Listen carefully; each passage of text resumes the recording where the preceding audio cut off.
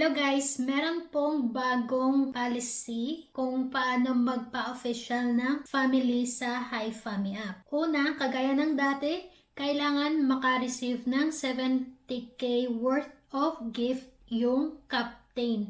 Yung captain po mismo ha, kasi siya naman yung magpapa-official ng family kasi siya yung gumawa ng family, di ba?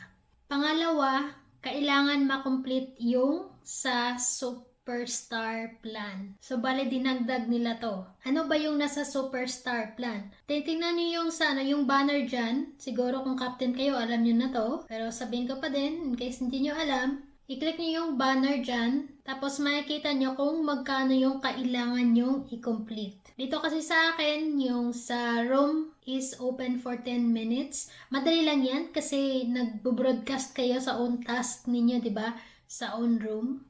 Tapos yung ikalawa, yung coin spend. Depende sa lugar to. Yung sa akin kasi 20,000.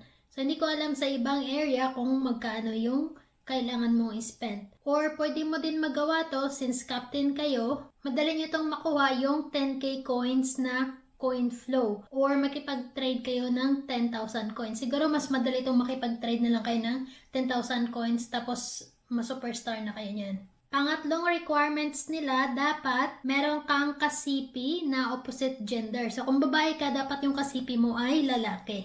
Meron din silang cut-off from Monday to Sunday 10 p.m. So ayan po yung panibagong policy kung paano magpa-official ng family.